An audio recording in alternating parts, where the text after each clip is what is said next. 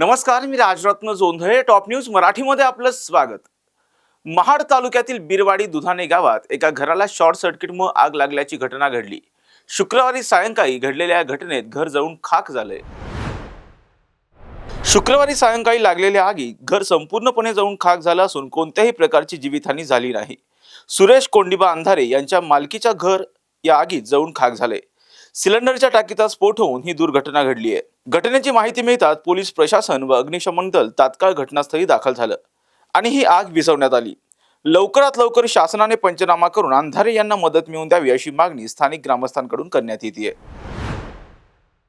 माझे मित्र पप्या अंधारे यांच्या घराला आग लागली. ती मामाने असं जी वस्तू सांगितली ती 100% खरी आहे की त्यांची आज गरिबंध दिवस काढत ते आज अंधारे कुटुंब आज जगत आहे. आज नोकरी करण्यासाठी तो बाहेरगावी गेला जात असताना त्याला पण आज 2-2.5 लाखाच्या गंडा घातलेला त्या एजंटनी आणि आज त्यातनं तो सावरत असताना त्याचं आज घर पण जोडून गेलं आहे. पण आज मी बिरवाडीचा प्रथम नागरिक या नात्याने सांगतो की आजचा सध्या घरकुल योजना ही चालू आहे. त्या घरकुल योजनेचं त्याचं घराचं काम ह्या बिरवाडी ग्रामस्थांच्या वतीने व माझ्या सर्व सहकार्याच्या वतीने त्याचं लगेच मंजूर करून ताबडतोब त्याचं काम करण्यात येईल. त्या गावातील रहिवासी आहेत सुरेश कोंडिबा अंधारे, त्यांचे चिरंजीव आहे आणि दुधाणे आवाडामधले हे आमच्या ग्रामस्थ आहेत. शॉर्ट सर्किटमुळे हे आग लागले. आता ते सध्या घाबरलेले आहेत, त्यामुळे जास्त बोलता येत नाही त्यांना. सुमारे 7-7:15च्या दरम्यानमध्ये ही आग लागलेली आहे.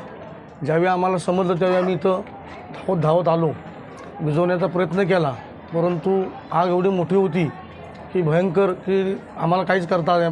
शेवटी फायर ब्रिगेडच्या गाड्यांना फोन केले आणि स्थानिक पोलिसांना फोन केले आणि पोलीस आणि फायर ब्रिगेड आणि आम्ही ग्रामस्थ असे सगळे मिळून ही आग आता विझवलेली आहे.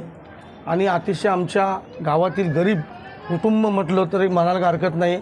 सुरेश कोंडिबा अंधारे की मोलमजुरी करून हे पोट भरून आज एक घर त्यांनी बांधलेलं होतं. आज खऱ्या अर्थाने सांगायचं म्हटलं तर त्यांची खूप नुकसानी झालेली आहे आणि त्यांना राहायला आता घर नाही आहे.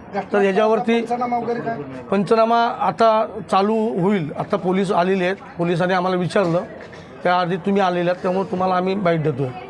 तर सरकारने याच्याकडं जातीने लक्ष घालून त्यांना नुकसान भरपाई चांगल्या पद्धतीने मिळवून द्यावं, त्यांना त्यांचं घर द्यावं.